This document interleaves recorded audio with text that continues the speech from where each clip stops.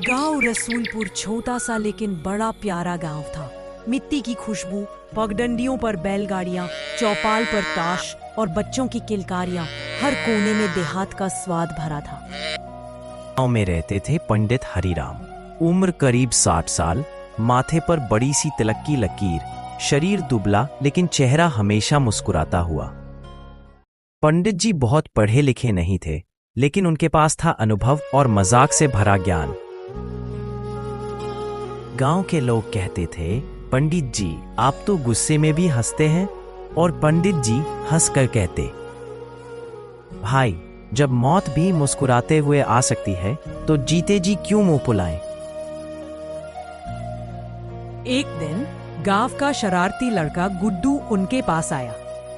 गुड्डू दिन भर खेलता, गुलेल से चिड़िया मारता और पढ़ाई से भागता।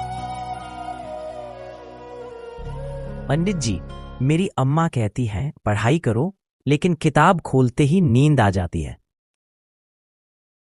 अरे नींद क्यों आएगी बेटा, किताब में मिठाई थोड़ी भरी है, नींद ही आएगी। ओ क्या करूं? देख बेटा, जब तुझे भूख लगती है तो रोटी खा लेता है ना। रोटी खाते वक्त ये थोड़ी सोचता है कि मन नहीं है। वैसे ही पढ़ाई भी रोज की रोटी है। जब मन ना लगे तब भी पढ़ लो, बाद में उसका स्वाद अपने आप समझ में आ जाएगा। गुड्डू सोच में पड़ गया। यहाँ पंडित जी ने हंसी ठिठोली में पढ़ाई की जरूरत समझा दी।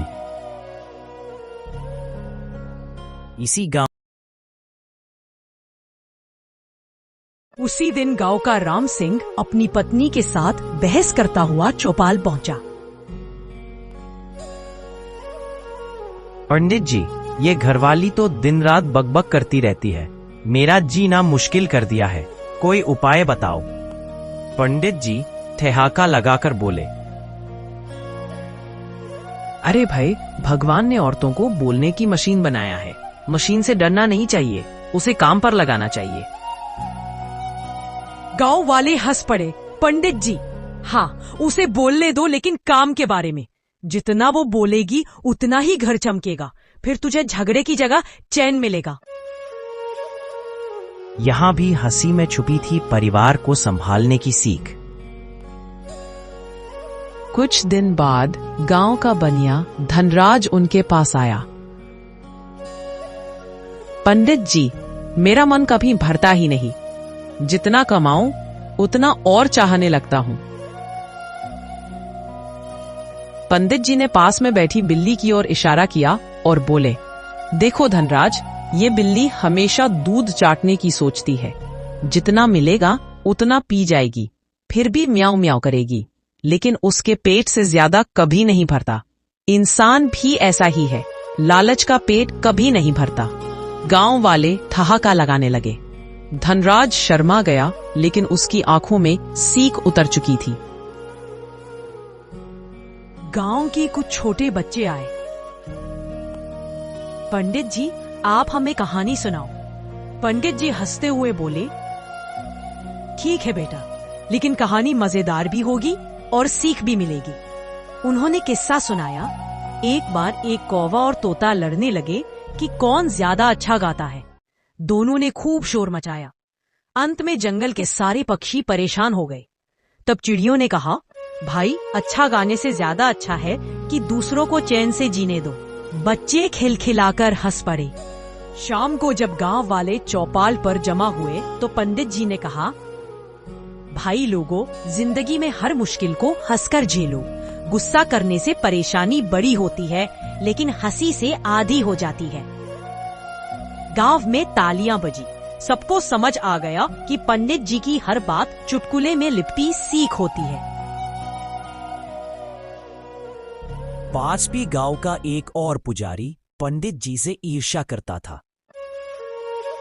वो हर पूजा में ज्यादा दक्षिणा मांगता। गांव वाले परेशान होकर हरिराम पंडित जी से सलाह लेने आए। पंडित जी ने कहा, लालच करने वाले का पेट कभी नहीं भरता, और उन्होंने किस्सा सुनाया। एक बार एक साधु को राजा ने सोने का थाल दिया। साधु बोला, थाल छोटा है, मुझे बड़ा चाहिए। राजा ने दिया तो उसने कहा, अब चांदी का कटोरा भी दे दो। राजा ने सब दे दिया, लेकिन साधु का मन न भरा। आखिर राजा ने पूछा, तेरे पेट की आग कब बुझेगी? साधु बोला, जब मैं मर जाऊंगा। गांव के बच्चे पंडित जी से सवाल करने लगे, पंडित जी, भगवान सबको क्यों बनाया? अरे बेटा, भगवान ने आदमी बनाया था, औरत बनाई थी। फिर दोनों को देखकर बोला, अब दोनों से बच्चा भी बनाना पड़ेगा, तभी तो दुनिया बसी। बच्चे खिलखिलाकर हंस पड़े। फिर पंडित जी ने गंभीरता से कहा, भगवान ने हमें हंसने, रोने और सीखने के लिए बनाया है। अगर इंसान केवल रोएगा तो भगवान को मजा ही क्या आएगा। एक दिन गांव के दो भाई आपस में जमीन को लेकर झगड़ने लगे। दोनों चौपाल पर पहुंचे और बोले, पंडित जी, ये छोटा मेरी जमीन पर कब्जा करना चाहता है। नहीं पंडित जी, ये तो खुद लालची है। पंडित जी ने हंसते हुए दोनों को देखा और बोले, अरे वाह, जमीन की लड़ाई ऐसे कर रहे हो जैसे भगवान ने तुम्हारे नाम पर रजिस्ट्री कर रखी हो। गांव वाले खिलखिला उठे। फिर पंडित जी गंभीर होकर बोले, देखो बेटा, जमीन माँ जैसी होती है। माँ को अगर दो भाई बांटने लगे तो घर टूट जाता है। जमीन से मोह मत रखो, मेहनत करो, नई जमीन अपने आप आ जाएगी। दोनों भाइयों की आंखों में आंसू आ गए। दोस्तों, आपको कहानी कैसी लगी? कमेंट में अपनी राय जरूर दें। ऐसी ही वीडियो रोज देखने के लिए चैनल को सब्सक्राइब करें और शेयर करें। दोस्तों, कहानी अच्छी लगी हो तो लाइक करना ना भूलें।